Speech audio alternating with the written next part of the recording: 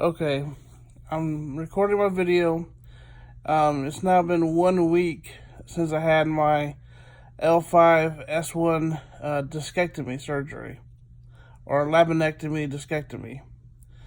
Um, Prior to having the surgery, I had hurt my back about 2 months ago.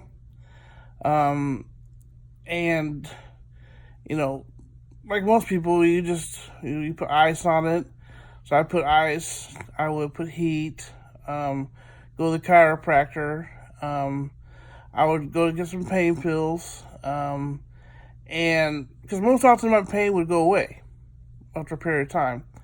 Well, this pain was different because I would feel pain in my right butt, my left butt, my left thigh, and I'd have numbness in my left foot, and it would even get to the point where I couldn't barely move my left toes, my left foot at all. Like I couldn't move it. So after trying everything, chiropractor, medication, ice,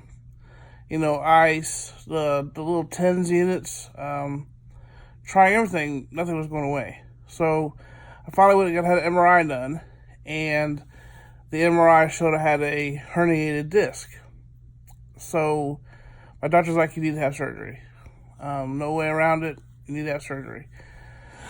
So I went to see one other doctor to get a second opinion, and he said the same thing. Need to have surgery. So I had surgery on May 23rd, 2019. And surgery went pretty quick, pretty well. I got to the hospital at 11:15, and within about an hour, they had me back there with IVs. Then they pushed me back into the OR, and I don't remember any of that. I woke up later in recovery. I had some pain, a lot of pain at that point. They gave me some medication. I kind of passed back out. I had some sore throat pain from the breathing the ventilator tube. So I finally went to my room. I had a lot of pain off and on, and I had those little button machines where you push it and get more value. So I had that. So my first night, I didn't get hardly any sleep. This is due to either the pain, the medication, or having to go to the bathroom. And so the next morning, they took me off the medication. They gave me some pill medication. They had me walk. So I was able to walk, and I have no pain in my left butt. I have no pain in my left leg. I have a little bit of numbness in my left foot still, but immediately no pain. I mean, I could sit, I could lay, I could stand, no pain. That was all immediately gone.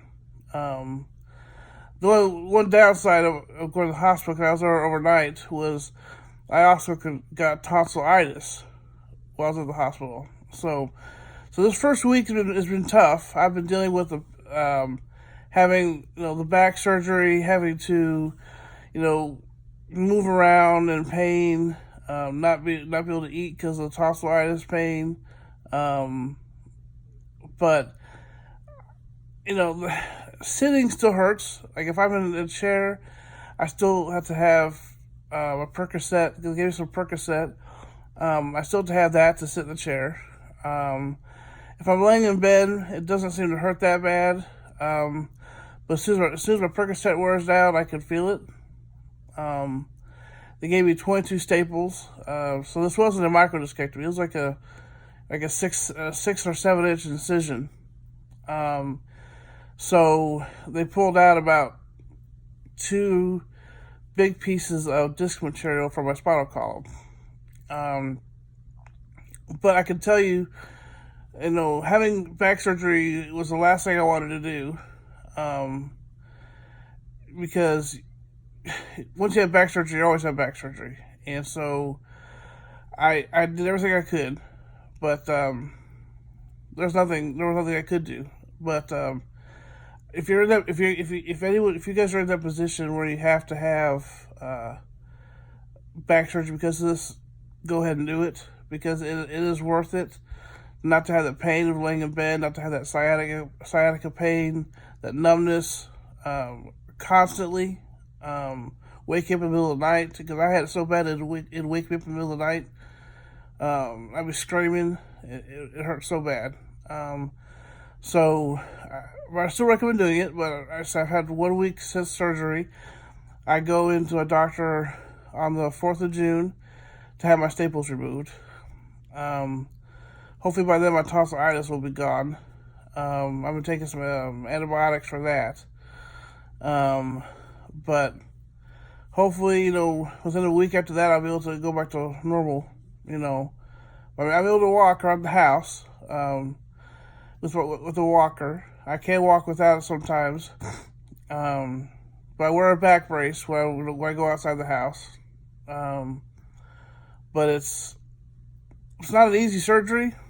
I mean, the pain is very, very significant. There's no joke about it. So if you tell your doctor you're in pain, if he doesn't seem to believe you, you tell him you're in freaking pain. And